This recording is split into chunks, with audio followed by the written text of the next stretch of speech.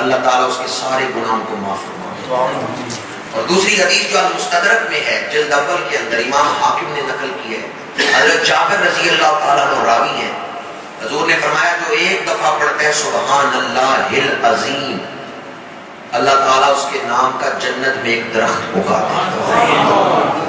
بیٹھے بیٹھے ایک درخت جنت میں لگوا لیں، کیا پڑتا ہے؟ ماشاءاللہ بڑی توجہ سے آپ سن رہے ہیں۔ میرا خیال تھا صرف اتنا ہی کہیں گے سبحان اللہ، پر بعض دوستوں نے پوری وہ تسبیح پڑھی ہے سبحان اللہ العظیم۔ حدیث میں یہ تسبیح کے ساتھ عظیم کا لفظ بھی آیا ہے۔ بعض لوگ اتنا ہی بیان کرتے ہیں کہ جو سبحان اللہ کہ اس کے لیے جنت میں درخت لگ جاتا ہے، حالانکہ حدیث میں جو سبحان اللہ العظیم کہے، کہاں درخت لگ جاتے ہیں؟ زمین میری ہو درخت آپ لگا سکتے ہیں؟ ہمارے ہاں چونکہ آپ سب کا پاکستان سے تعلق ہے اور اکثریت کا تعلق پنجاب سے ہے، ہمارے ہاں تو دیہاتوں میں درختوں پہ لڑائی ہوتی ہے، کہتا ہے میری زمین ہے، دوسرا کہتا ہے میری زمین، درخت میرا ہے، دوسرا کہتا ہے نہیں درخت میرا ہے۔ کیوں؟ کہتے ہیں میری زمین میں ہے میرا درخت، درخت زمین میری ہو تو درخت کس کا ہے؟ میرا ہی درخت ہے۔ اور اگر آپ کی زمین ہے میں درخت نہیں لگا سکتا، درخت بھی آپ کے۔ حضور فرما رہے ہیں جو سبحان اللہ العظیم کہے اللہ اس کے نام کا جنت میں درخت لگا دیتا ہے۔ جنت تو اس مومن کی ہے نہیں، درخت کیسے لگ گیا؟ ماننا پڑے گا اس حدیث مبارکہ میں حضور نے فضیلت یہ بیان کی ہے کہ جو ایک دفعہ کہتے ہیں سبحان اللہ العظیم، اللہ اسے جنت بھی عطا کر دیتا ہے، اس کے نام کا جنت میں درخت بھی لگا دیتا ہے۔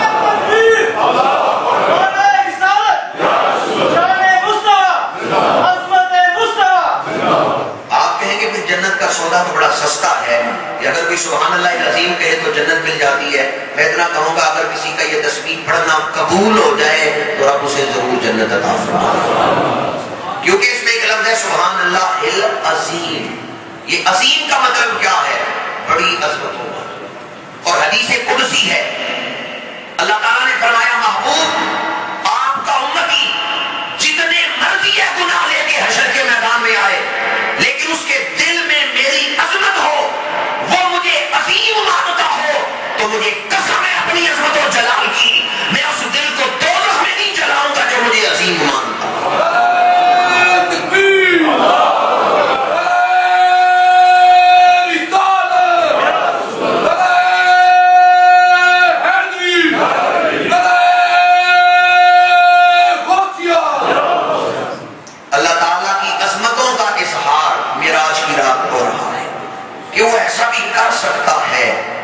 جسم کو روشنی کی رفتار سے بھی تیز لے جائے، وہ ایسا کر سکتا ہے کہ اپنے حبیب کو زمان و مکان سے بلند کر دے، مکان و زمان نیچے رہ جائیں اور اللہ کا حبیب ان سے بلند ہو جائے۔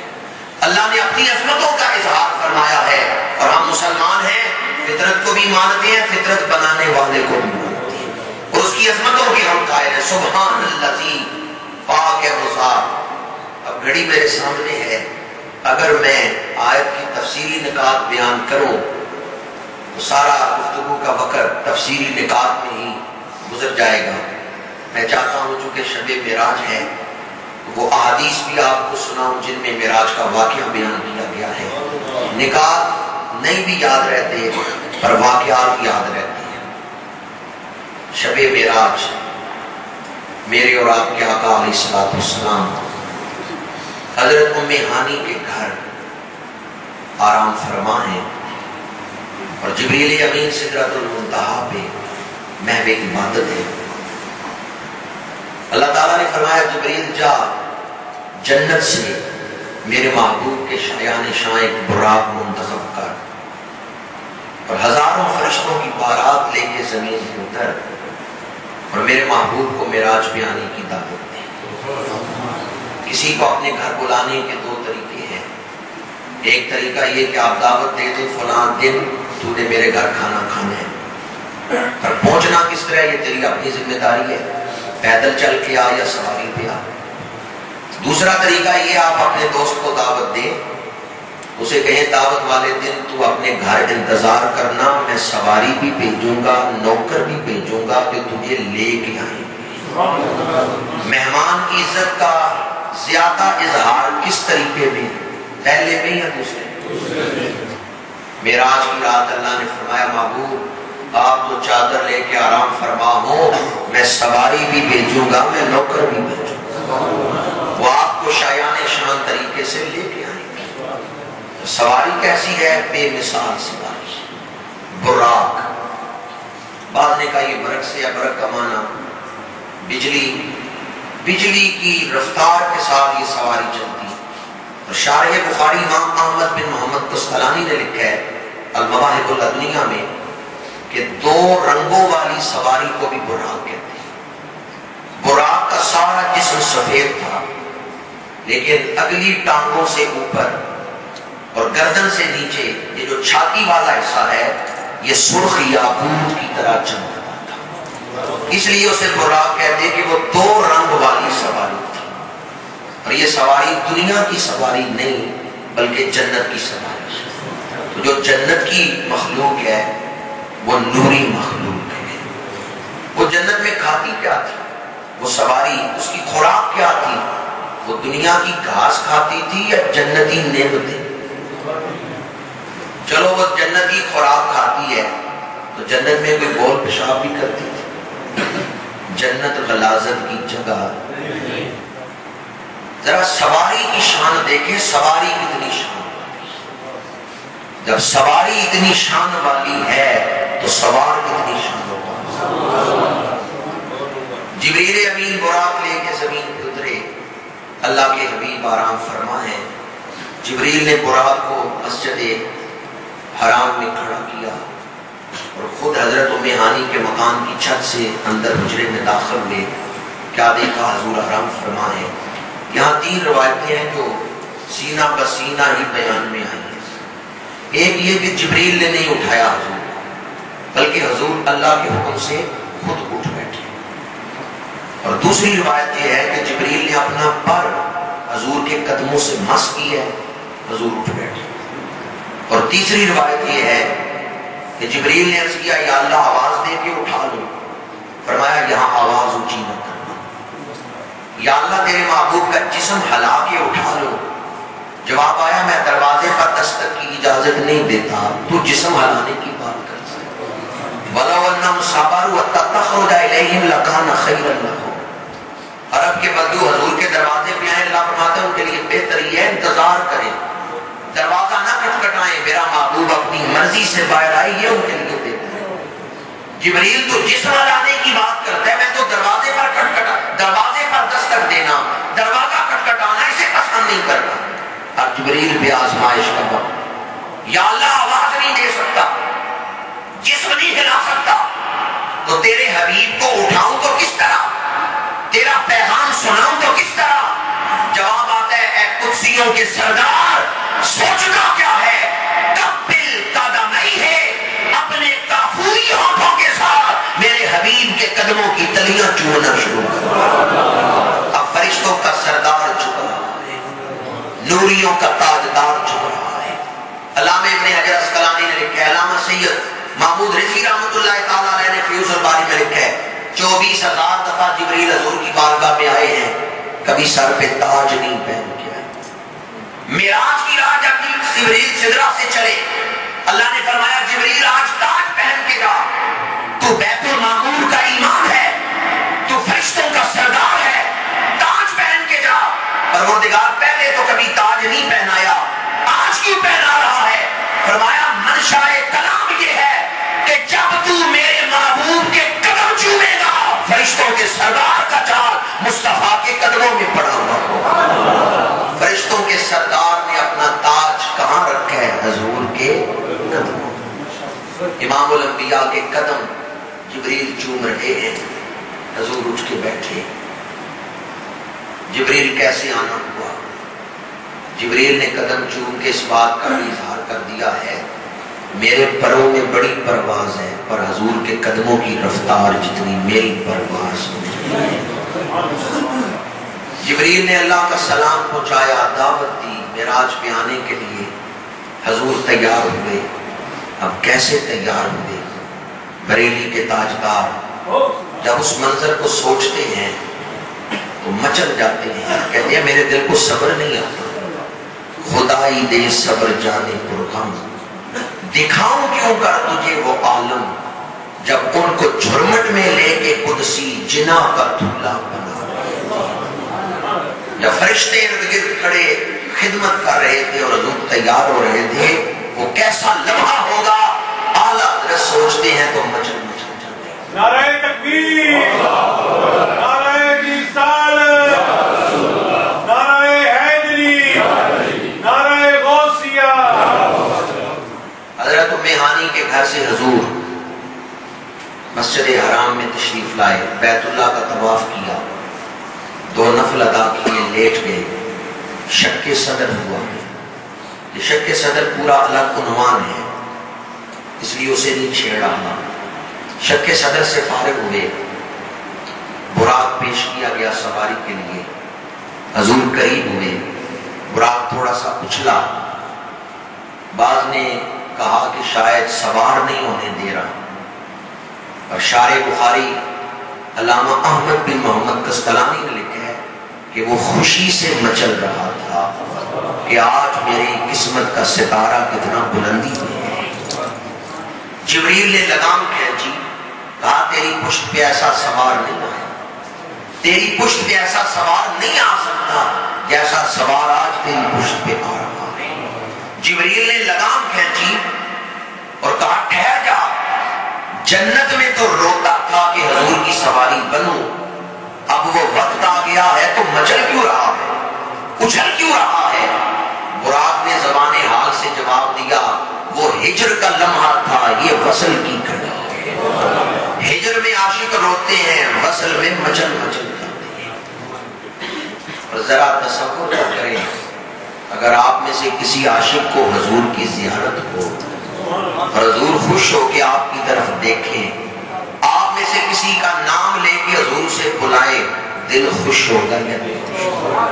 میں اپنی تمام تر کوشش کے باوجود اس خوشی کو لفظوں میں بیان نہیں کر سکتا کہ اگر حضور کی زیارت ہو، حضور کسی کی طرف خوش ہو کے دیکھیں اور نام لے کے اسے بلائیں تو کیا کیفیت ہوگی؟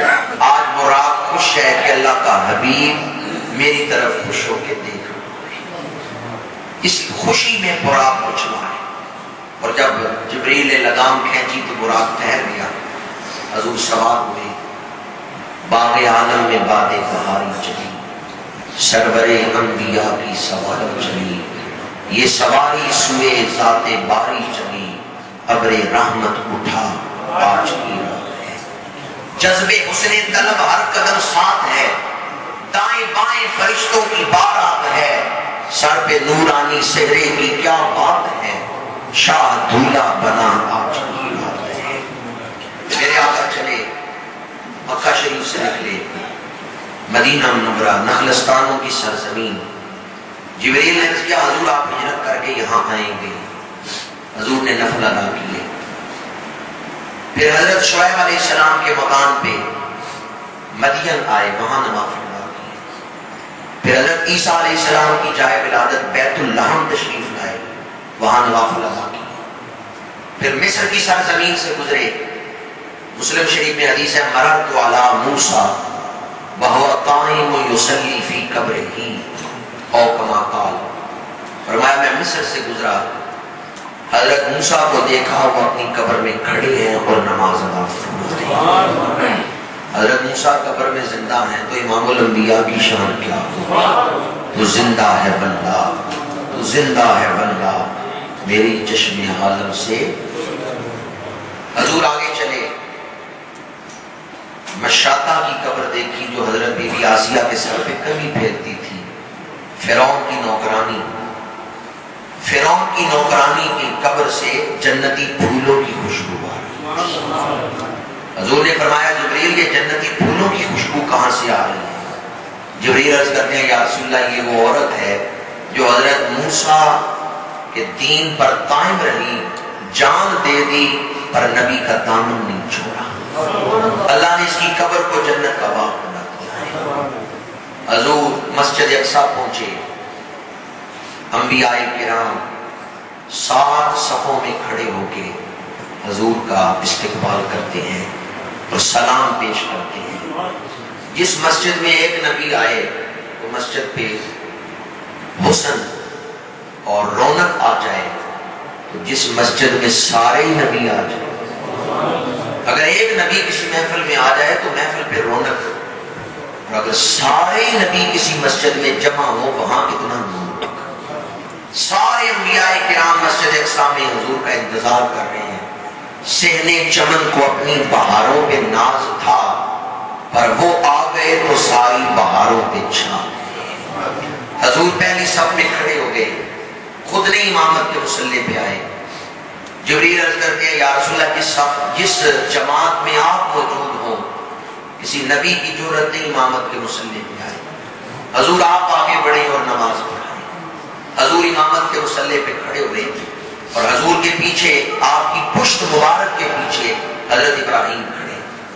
اس لیے حضور کے بعد باقی سارے نبیوں میں افضل و اعلیٰ مقام حضرت ابراہیم علیہ السلام۔ سارے نبی پیچھے مقتدی بن کے زبان حال سے اس عقیدے کا اظہار کر رہے ہیں، خلق سے اولیاء، اولیاء سے رسول اور رسولوں سے اعلیٰ۔ ہمارا نبی کہتے ہوئے اس دل کو ٹھنڈ پڑتی ہے، حضور ہم آئے ہیں، سب سے اولا و اعلیٰ، سب سے بالا و والا، خلق سے اولیاء، اولیاء سے رسول اور رسولوں سے اعلیٰ۔ نماز سے فارغ ہوئے، خطبے دیے گئے، خطبوں سے فارغ ہوئے، مسجد اقصیٰ سے حضور نکلے۔ بعض نے یہاں یہ روایت بیان کی ہے کہ 2 پیالے پیش کیے گئے، اور بعض نے 2 پیالوں والی روایت جو ہے وہ سدرۃ المنتہا کے حوالے سے بیان کی، پر مختلف مقامات کے حوالے سے یہ روایت حدیث کی کتابوں میں موجود ہے۔ 2 پیالے پیش کیے گئے، دودھ کا اور ایک شراب کا، اور عرض کیا گیا یا رسول اللہ ان میں سے آپ ایک پسند فرما لیں، ایک اٹھا لیں۔ حضور نے کون سا پیالہ پسند فرمایا؟ حالانکہ شراب اس وقت حرام نہیں تھی، وہ تو مدنی دور میں آ کے حرام۔ اگر حضور شراب کا پیالہ پسند کر لیتے تو کوئی اعتراض نہیں کر سکتا تھا، کیونکہ وہ حرام ہی نہیں ہوئی۔ پر جس چیز نے کئی سالوں کے بعد حرام ہونا ہے، اللہ کے نبی نے پہلے ہی اس کو ناپسند فرمایا۔ آج بڑے سے بڑا بھی اسلام کا دشمن یہ اعتراض نہیں کر سکتا کہ اعلان نبوت سے پہلے کسی دور میں حضور نے شراب کو پسند فرمایا، حالانکہ اس علاقے میں، اس شہر میں شراب ایک عام مشروب ہے، ہر گھر میں چل رہی ہے، لیکن اللہ کے نبی نے اعلان نبوت سے پہلے بھی کبھی شراب کو پسند نہیں فرمایا۔ آج ہمارے معاشرے میں اس حوالے سے بڑا ہی لمحہ فکریہ ہے۔ آپ تو یورپ میں رہتے ہیں، اور پاکستان کے اندر بھی ایسے واقعات ہو رہے ہیں کہ شراب نے گھروں کو اجاڑ دیا۔ یہ معراج کی رات ہے، اور معراج میں عروج ہے۔ معراج والے آقا کی امتی پستی کا شکار کیوں ہے؟ اس لیے کہ ہم نے اپنے آقا کی تعلیمات پہ عمل نہیں کیا۔ آئیں آج اپنے آپ کو اور اپنی اولادوں کو شراب سے بچانے کا ارادہ کریں۔ اپنے ماحول کو، دوستوں میں کوئی ایسا ہو، عزیزوں میں، رشتہ داروں میں کوئی ایسا ہو، تو اسے شراب چھڑانے اور شراب سے بچانے کا عزم و ارادہ کریں۔ آج دنیا میں تو جیسے کیسے زندگی گزر جائے گی، اور جو ایمان لے کے گیا قبر و حشر میں وہ کامیاب ہے۔ شراب ایسی برائی ہے، امام ابو بکر جساس نے احکام القرآن میں لکھا ہے کہ جو شراب پیتا ہے اس کے منہ سے شراب کی بدبو آتی ہے، توبہ نہیں کرتا، اس حال میں اسے موت آ جاتی ہے، اندیشہ ہے کہ مرتے دم کلمہ نصیب نہیں ہوگا، ایمان ضائع ہو جائے۔ وہ رزق کتنا برا ہے جو ایمان ہی چھین لے۔ پانی پرن سہیلیاں تے رنگا رنگ کڑے، پریا اسی دا جانی جس دا۔ یہ شراب ایسی چیز ہے جو مرتے دم آدمی سے ایمان بھی چھین لے۔ اسی طرح شراب انسان کی عقل پہ پردہ ڈال دیتا ہے، حالانکہ عقل کی وجہ سے انسان اشرف المخلوقات ہے۔ عقل عقل کی وجہ سے وہ پہچانتا ہے یہ میری ماں ہے، یہ میری بہن ہے، یہ میری بیٹی ہے. اور جب شراب میں عقل پہ پردہ پڑتا ہے تو بہن اور بیٹی کی بھی پہچان نہیں رہتی. میں نے اس حوالے سے ایک عالمی تجزیہ پڑھا لیکن مقدس محفل میں وہ بیان نہیں کرنا چاہتا کہ شراب پی کے انسان کس طرح حیوان بن گئے اور انہوں نے رشتوں کا احترام بھی ختم کر دیا. وہ خوراک جو ہمیں انسان سے حیوان بنا دے، جانوروں سے بھی بدتر کر دے، وہ کتنی بری خوراک ہے. کتنے لوگ ایسے ہیں شراب کی وجہ سے انہوں نے قتل کیے، شراب کی وجہ سے غصے میں آئے، بیوی کو طلاق دی، گھر اجڑ گیا. تو شراب ام الخبائث ہے، یہ کئی برائیوں کی جڑ ہے، کئی برائیوں کی ماں ہے. اور اس سے آپ غفلت نہ برتیں، اس کو لائٹلی نہ لیں، بلکہ اپنی آنے والی نسلوں کو اس برائی سے بچانے کے لیے آئیں. آج معراج کی رات یہ ارادہ کریں کہ ہم پوری جدوجہد کر کے اپنی اولادوں کو اس برائی سے بچائیں. بڑے آستاب نے انشاءاللہ کہی ہے. کیا ارادہ ہے آپ کا؟ میری بات آپ کو پسند نہیں آئی. آب زمزم بڑی شان والا ہے، اور آپ حیران ہوں گے. ایک شاعر ہے، اس نے آب زمزم کی تعریف میں ایک شعر بھی نہیں لکھا اور پورا دیوان شراب کی شان میں لکھا. شراب کی خوبیاں وہ گنواتا ہے، شراب کے فضائل بیان کرتا ہے. تو شیطان کا یہ کام ہے، وہ برائی کو خوبصورت بنا کے آدمی کی آنکھوں کے سامنے لاتا ہے اور آدمی برائی کر لیتا ہے. شراب کی فضیلت میں، حالانکہ شراب پیشاب کی طرح، شراب نجاست غلیظ ہے. شاہ صاحب بیٹھے ان سے پوچھیں کہ نجاست غلیظہ کسے کہتے ہیں؟ شراب نجاست غلیظہ ہے اور پیشاب بھی نجاست غلیظہ. شراب پیشاب کی طرح. لیکن کئی ایسے شاعر ہیں، مسلمان ہیں، کلمہ پڑھتے ہیں، پورا پورا دیوان شراب کی تعریف میں لکھتے ہیں. یہ شیطان کا کام ہے کہ وہ برائی کو خوبصورت بنا کے آدمی کی آنکھوں کے سامنے پیش کرتا ہے. آج شب معراج کی نسبت سے آپ محفل سجا کے بیٹھے ہیں تو کبھی غور کریں کہ ہماری پستی کا سبب کیا ہے. اگر ہم اپنے آقا کی تعلیمات پہ عمل کریں، اللہ کی مدد آج بھی شامل حال ہو سکتی ہے. کئی دوست پوچھتے ہیں کہ کوئی وظیفہ بتائیں جس سے شراب چھوٹ جائے. ممبر شریف پہ بیٹھا ہوں اور ایسے واقعات سے گزرا ہوں. ایک جوان، مجھے پاکستان کی بات ہے، یہاں کی نہیں، بڑا خوبصورت جوان محفل کے بعد ملا. اس نے بتایا میں شراب پیتا. میں حیران ہو گیا کہ کتنا اچھا خوبصورت جوان ہے، کس برائی میں پڑ گیا.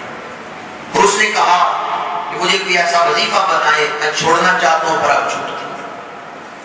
اللہ تعالیٰ کے صفاتی ناموں میں سے ایک نام ہے قابض، جس کا معنی ہے روکنے والا. یہ دعا کے ساتھ ہے، جیسے غلط دعالی، وہ دعا جو ہے وہ یہاں ہے قابض. 5418 دفعہ اگر کوئی یہ لفظ پڑھے یا اللہ یا قابض اور پانی دم کر کے رکھ لے. شراب نوش کے جو کپڑے ہیں، جب گھر والے انہیں استری کر کے تیار کر کے الماری میں لٹکائیں تو قمیض پر چھاتی والی جگہ وہ پانی چھڑکا دیں. وہ قمیض جب وہ پہنے گا تو یا قابض، اس میں مبارک کی برکت سے اس کے دل میں شراب کی نفرت پیدا ہو جائے. کون سا لفظ ہے؟ یا قابض. اس کا مطلب ہے روکنے والا. اور اگر کسی کے دل میں برائی کی محبت ہو، دل کھچے برائی کی طرف، تو اس وقت وہ پڑھے یا اللہ ہو یا ممیت ہو. ممیت کا مطلب ہے مارنے والا. میں لاکھ کوشش کروں اپنے دل سے برائی کو، اس کی محبت کو ختم نہیں کر سکتا. ہاں اگر اللہ کی مدد شامل حال ہو تو میرا دل برائی سے رک سکتا ہے. یہ دو وظائف فرض کر رہا ہوں اس موضوع کی مناسبت سے. یا اللہ ہو یا ممیت ہو پڑھیں، یا کسی کو یہ وظیفہ بتائیں تو دل برائی کی نفرت سے، دل میں برائی کی نفرت پیدا ہو جاتی ہے اور نیکی کی محبت پیدا ہو جاتی ہے. یا پھر یا قابض ہو 5418 دفعہ پڑھ کے پانی دم کر لے، اسے قمیض پر چھاتی والی جگہ چھڑک دے تو دل برائی کی محبت سے رک جاتا ہے. معراج کی رات حضور نے دودھ کو پسند کیا ہے، شراب کو ناپسند کیا. دوسرا مرحلہ، پہلے آسمان کے دروازے پر پہنچے. مشکاہ شریف میں احادیث موجود ہیں. جبریل نے دستک دی، دروازہ کھٹکھٹایا، اندر سے فرشتے نے پوچھا جو بواب تھا جس کی اس دروازے پر ڈیوٹی تھی، اس نے کہا میں اقرأ الباب، کون دروازہ کھٹکھٹا رہا ہے؟ اس وقت جبریل امین نے یہ نہیں کہا آنا میں ہوں، بلکہ کہا جبریل، اپنا نام بتایا۔ اور اس پر حضور کی واضح حدیث موجود ہے کہ جب تم کہیں جاؤ اور دروازہ کھٹکھٹاؤ، گھر والا پوچھے کون ہو، لا تقولوا انا انا، یہ نہ کہو میں ہوں، بلکہ اپنا نام بتاؤ۔ ہمارے یہاں بعض اوقات کوئی دروازے پہ دستک دیتا ہے، بیل دیتا ہے، ہم پوچھتے ہیں کون ہو، کہتے ہیں میں ہوں۔ اس سے حضور نے منع کیا۔ جبریل نے معراج کی رات آسمان کے دروازے پہ دستک دی، بواب نے پوچھا کون ہو، جبریل نے یہ نہیں کہا آنا میں ہوں، بلکہ اپنا نام بتایا جبریل۔ فرشتے نے دوسرا سوال کیا من معک، تمہارے ساتھ کون ہے؟ اس سوال سے پتا چلتا ہے کہ آج جبریل اس دروازے سے نہیں جا رہے جس دروازے سے روز آتے جاتے ہیں۔ اگر اس دروازے سے آ رہے ہوتے تو جب اپنا نام بتاتے دروازہ کھل جاتا۔ یہ وہ دروازہ تھا جو خاص حضور کے لیے ہی تیار کیا گیا، اور اس دروازے نے کھلنا تھا تو معراج کی رات ہی کھلنا۔ اس لیے فرشتے نے کہا مجھے یہ تو پتا چل گیا کہ تم جبریل ہو، پر بتاؤ من معک، تمہارے ساتھ کون ہے؟ جبریل نے کہا معی محمد، میرے ساتھ اللہ کے رسول حضرت محمد رسول اللہ صلی اللہ علیہ وسلم۔ فرشتے نے یہ نہیں کہا کہ کون محمد، بلکہ فرشتے نے کہا کیا آج انہیں بلایا گیا ہے، کیا تو انہیں لے کے آیا؟ کسی حدیث میں یہ نہیں کہ جب فرشتے نے حضور کا نام سنا تو اس نے پوچھا کون محمد، نہیں، بلکہ اس نے کہا کیا آج انہیں بلایا گیا ہے، کیا تو انہیں لینے گیا تھا؟ جبریل نے کہا ہاں میں انہیں لینے گیا تھا، آج اللہ نے انہیں بلایا ہے۔ تو فرشتے نے یہ نہیں پوچھا کہ کون محمد، اس سے پتا چلتا ہے آسمان والے بھی حضور سے واقف ہیں۔ اس سے پہلے کہ حضور معراج پہ جاتے، معراج کی رات سے پہلے بھی فرشتے حضور کو جانتے تھے۔ حضور کا ذکر زمین پہ نہیں ہو رہا، حضور کا ذکر ساتوں آسمانوں میں ہو رہا ہے۔ اسی لیے اعلیٰ حضرت کہتے ہیں عرش پہ تازہ چھیڑ چھاڑ، فرش پہ تلفا دھوم دھام، کان جدھر لگائیے تیری ہی داستان۔ اور پنجابی میں اس کا ترجمہ کیا خواجہ غلام فرید نے، کوٹھے پہ چڑھ ویکھ فریدا، گھر گھر لگی آگ، میں سمجھائے تو نہیں مٹھا، یہ مٹھیا سارا جنگ۔ صرف ہم ہی محبت نہیں کر رہے، آسمان کے فرشتے بھی حضور کا ذکر کر رہے۔ نعرہ تکبیر، نعرہ رسالت۔ جب جبریل نے حضور کا نام بتایا اور کہا کہ میں انہیں لینے گیا تھا، اللہ نے انہیں بلایا ہے، فرشتے نے فوراً دروازہ کھول دیا۔ حضور کا نام آیا تو بند دروازہ کھل گیا۔ اگر اپنے اوپر اللہ کی رحمت کے دروازے کھلوانے ہوں تو حضور کا نام اپنے ہونٹوں پہ سجا لیں۔ حضور معراج کی رات نے ہمیں یہ وظیفہ بتایا ہے کہ جس کے ہونٹوں پہ حضور کا نام آئے اس کے لیے بند دروازے اللہ۔ اس میں احمد کا وظیفہ ہے ہر ایک غم کا علاج، لاکھ خطرے ہوں اسی نام سے ٹل جاتی ہے۔ مسجد کے پاکیزہ ماحول میں ممبر پہ بیٹھ کے بڑی ذمہ داری سے یہ بات کر رہا ہوں، دکھوں میں گھرے ہوئے ہوں، پریشانیوں میں پھنسے ہوئے ہوں، اخلاص سے اللہ کے رسول پہ درود پڑھے، اللہ گناہ بھی معاف کر دیتا ہے، اللہ رحمتیں بھی نازل فرماتا۔ حضور کا نام آئے، حضور کے نام کے ساتھ رحمتیں لازم ہیں۔ حضور کا نام چلتا ہے، کہتے ہیں نا فلانے کا نام بڑا دفتروں میں چلتا ہے، اس کا نام لے تو کام ہو جاتا ہے۔ حضور کا نام عالمین میں چلتا ہے۔ اگر نام محمد را نیا برد شفیع آدم، نہ آدم یافتے توبہ نہ نوح از گھر کے نجینا۔ ترمذی شریف کی حدیث ہے، سارے نبی اپنی اپنی امتیں لے کے جنت کے دروازے پہ کھڑے ہوں گے، کوئی جنت کا دروازہ نہیں کھلوا سکے گا۔ حضور فرماتے ہیں انا افضل من یحرک حلق الجنت فیفتح اللہ لی فیدخلنیہا ومعی فقراء المؤمنین ولا فقرا۔ حضور فرماتے ہیں سب سے پہلے میں جنت کے دروازے پہ دستک دوں گا، یفتح اللہ لی، اللہ جنت کا دروازہ کھولے گا تو میرے لیے کھولے گا۔ ایسا بھی تو ہو سکتا تھا معراج کی رات بھی نہ ہوتا ویسے ہی گزر جاتے. یہ بند دروازہ پھر کھلوانا اور اس کا حدیث میں ذکر کرنا اس بات کی طرف اشارہ تھا. حضور اتنی عظمت والی ہستی ہے, حضور تشریف لے جائیں اللہ بند دروازے کھول دے. جنت کا بند دروازہ بھی حشر کے میدان میں اگر کھلوائیں گے تو اللہ کے رسول ہی کھلوائیں گے.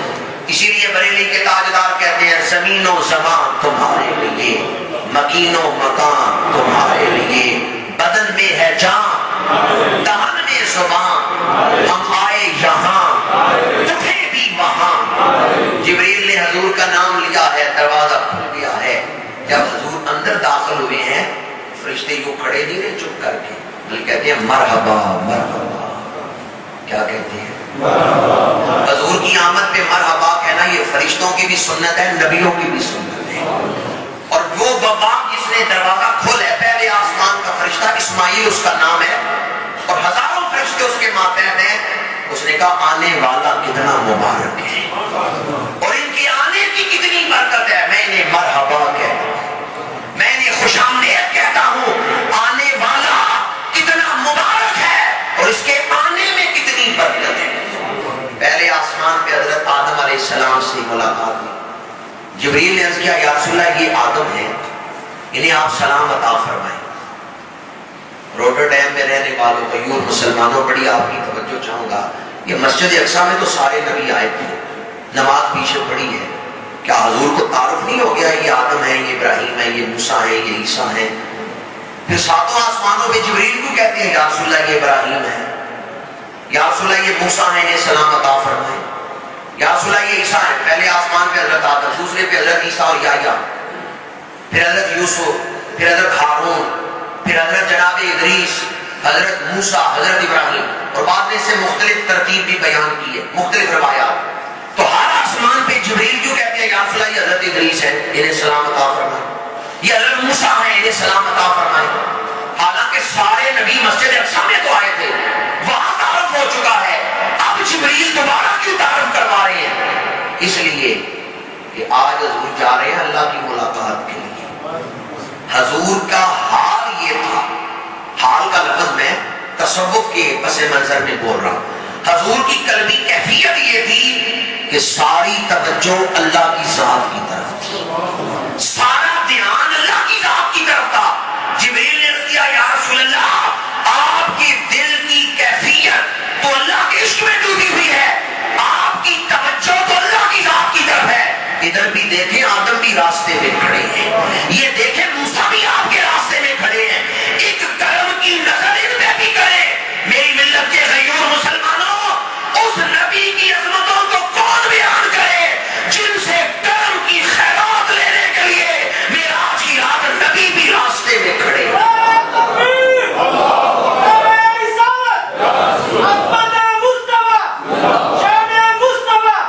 حضور کی توجہ کوئی معمولی چیز نہیں. اعلیٰ حضرت کہتے ہیں جس طرف اٹھ گئی دم میں دم اس نگاہ عنایت پہ. یہ جو جبریل بار بار کہتے ہیں یہ نبی عیسیٰ ہے, یہ یحییٰ ہے, یہ ادریس ہے, حضور نے سلام عطا فرمائے. وجہ یہ تھی حضور کی ساری توجہ اللہ کی طرف تھی. جبریل ادھر توجہ کراتے ہیں یا رسول اللہ یہ راستے میں کھڑے ہیں, ان پر بھی نظر کرم فرما دیں. کیا شان ہے اس نبی کی, سیر کریں تو نبی راستے میں کھڑے. جو نبی سیر کو نکلے اللہ نبیوں کو راستے میں کھڑا کر دے. آج اس نبی کی شان معراج کو منانے کے لیے ہم بیٹھے ہیں تو آئے کوئی ایک زبان بھی خاموش نہ رہے. سب سے اولا و اعلیٰ, سب سے بالا و والا.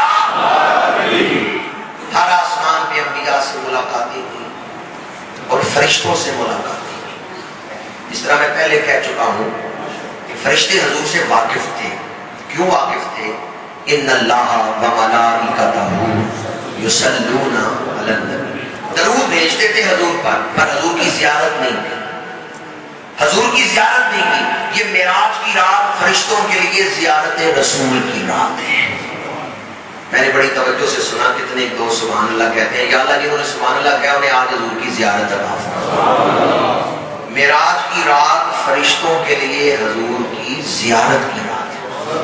وہ آسمان والے فرشتے حضور پر درود تو پڑھتے تھے پر حضور کی زیارت نہیں کی تھی. معراج کی رات جب حضور آسمانوں پہ تشریف لے کے فرشتے زیارت کر رہے ہیں، ایک دوسرے کو کہتے ہیں یہ ہے وہ سونا جس پہ ہم درود پڑھتے ہیں، یہ ہے وہ حسین جس پہ ہم درود پڑھتے ہیں، یہ ہے وہ اللہ کا حبیب جس پہ ہم سلام پڑھتے ہیں۔ اور دل تھام کے بتائیں آپ میں سے کوئی درود پڑھ رہا ہو حضور آ جائے، کیا حالت ہوگی؟ فرشتے درود و سلام پڑھتے تھے، حضور زیارت کروانے آ گئے۔ اللہ نے فرمایا یہ معراج کی رات فرشتوں کے لیے زیارت رسول کی رات بن گئی، ساتوں آسمانوں کے فرشتے آج اللہ کے حبیب کا دیدار کر رہے ہیں۔ بیت المعمور میں حضور تشریف لے گئے تو نورانی مخلوق جمع ہوئی کہ سارے فرشتے آج مقتدی بنیں گے اور اللہ کا رسول امام بنے گا۔ معراج کی رات نبی بھی مقتدی اور فرشتے بھی مقتدی بن کے کھڑے ہوئے۔ پھر حضور سدرۃ المنتہا تک پہنچے، قرآن نے اس کو بھی بیان کیا ہے، اذ یغشی السدرۃ ما یغشی، جب ڈھانپ لیا سدرہ کو جس چیز نے ڈھانپا۔ عالم مخلوقات کی جو انتہا ہے وہ ہے سدرہ۔ سدرہ بیری کے درخت کو کہتے ہیں، اور ساتوں آسمانوں سے اوپر فرشتوں کا جو ہیڈ کوارٹر ہے، یہاں جبریل بیٹھتے ہیں۔ جبریل کا جو سیکریٹریٹ ہے، جبریل کا جو مین آفس ہے جہاں جبریل بیٹھتے ہیں، وہ سدرۃ المنتہا ہے۔ اس بیری کے درخت کے ہر پتے پہ ایک فرشتہ بیٹھا ہے، اور سب سے اوپر والی جو چوٹی ہے وہاں جبریل کا دفتر ہے جہاں جبریل بیٹھتے ہیں۔ عالم عمل سے جو احکامات آتے ہیں وہاں سے فرشتوں کو ملتے ہیں، پھر وہ ڈیوٹیوں پر فرشتے چل پڑتے ہیں۔ تو عالم مخلوقات کی انتہا جو ہے وہ سدرۃ المنتہا ہے۔ قرآن کہتا ہے اذ یغشی السدرۃ ما یغشی، جب اس بیری کے درخت کو ڈھانپ لیا جس چیز نے ڈھانپا۔ ما یغشی یہ فاعل بن رہا ہے۔ مفسرین نے لکھا ما یغشی سے مراد کیا ہے؟ پیچھے ساتوں آسمانوں میں فرشتوں نے حضور کی زیارت کی، تو جس نے زیارت نہ کی ہو وہ بھی تڑپتا ہے، اور جو زیارت کر لے وہ پہلے سے بھی زیادہ تڑپتا ہے۔ تو پہلے آسمان والوں کو زیارت کروا کے حضور دوسرے آسمان پہ آگے، دوسرے والوں کو زیارت کروا کے تیسرے پہ آگے، تو فرشتے دعائیں کرتے ہیں یا اللہ ایک بار پھر نبی کی زیارت کروا، یا اللہ ایک بار پھر نبی کی زیارت کروا۔ اذن ہوتا ہے کہ آ جاؤ سدرۃ المنتہا پہ، یہاں سے میرے نبی کو الوداع کرو۔ اب اتنے فرشتے وہاں جمع ہو گئے سدرۃ المنتہا پر کہ فرشتے ہی فرشتے نظر آتے ہیں، وہ درخت نظر ہی نہیں آتا۔ فرشتوں کے نور نے اس بیری کے درخت کو ڈھانپ لیا۔ مفسرین نے لکھا ہے ما یغشی سے مراد فرشتوں کا نور ہے۔ اتنے کثیر فرشتے جمع ہو گئے کہ وہ بیری کا درخت نظر ہی نہیں آتا۔ اور دوسری روایت یہ ہے کہ ما یغشی سے مراد استقبالیہ تجلی ہے۔ جب حضور سدرۃ المنتہا پر پہنچے تو اللہ تعالیٰ نے استقبالی تجلی نازل فرمائی، اپنی خاص رحمت نازل کی اس درخت پہ، اور وہ درخت پہلے بھی روشن تھا اور استقبالیہ تجلی سے اور روشن جگمگا اٹھا۔ ایسی رحمت اللہ نے اس پر نازل فرمائی، اور یہ حضور کے لیے استقبالیہ تجلی تھی۔